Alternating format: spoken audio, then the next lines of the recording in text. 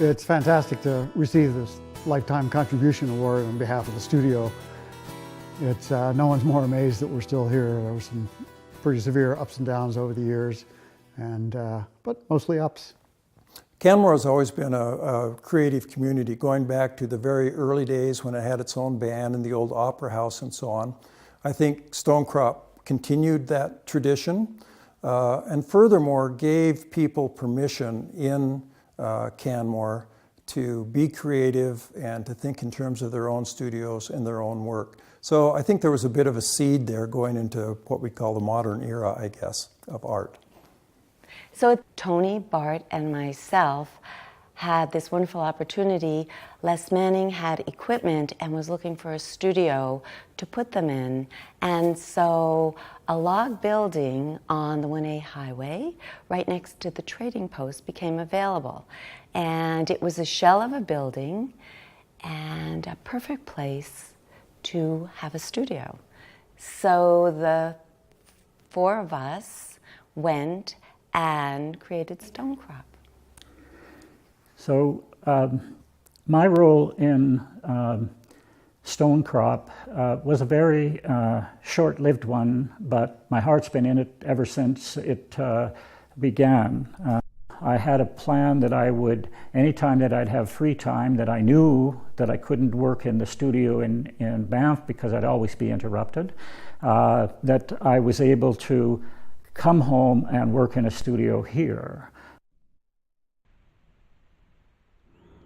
Well, the open studio concept, actually, it was open in two ways. First of all was the studio itself, which was an old log building that didn't even have chinking in it. The sole woman of Stonecrop spent the summer chinking the exterior of the building. So it was open that way originally. And then also we evolved early on the idea of bringing different potters in. Part of the reason I'm amazed that the studio is still standing is because when we started off, we were so anti-business. We didn't, it took us a while to realize that you answer the phone, Stonecrop Studios. Stonecrop was really kind of a confused concept, I think, until I came along.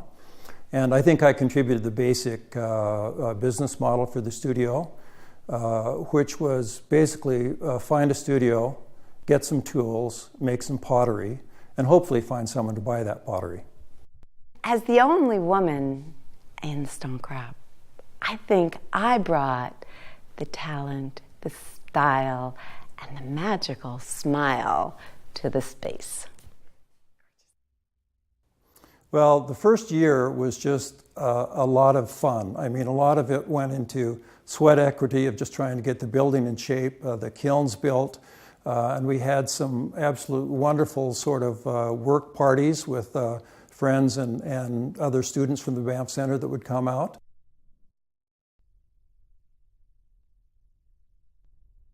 Okay, the day that you pulled up into the studio was August 1st, 1975.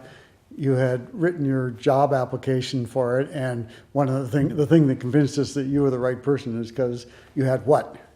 Cream puffs. Cream or chocolate-covered Bavarian cream puffs. That was right. my claim to fame. Exactly.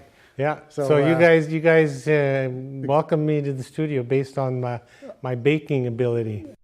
Some of the strongest, most poignant memories of the studio would have been the initial open house when we had hundreds of people through. I mean, it was an eye-opener. It was, you know, it showed that we could not only support ourselves, but make weird stuff and people would buy it. It was great.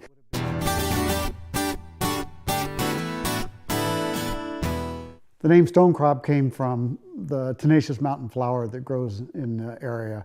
It's a sedum, has 5 petals. It's but also in those days, we were all doing stoneware, and we decided that the crop was the crop that came out of the kiln. So that's where the Stonecrop came from. So Stonecrop ended up being more of an institution than a studio.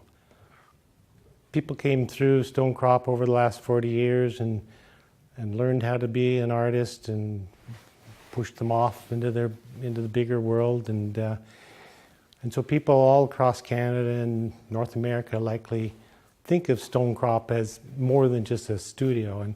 And as I referenced earlier, within the town of Canmore, Stonecrop was the nucleus that brought the arts community together and continues to be that in many ways. So in my opinion, that speaks to the legacy of this 40-year enterprise called Stonecrop. It's the generational component, it's the community component.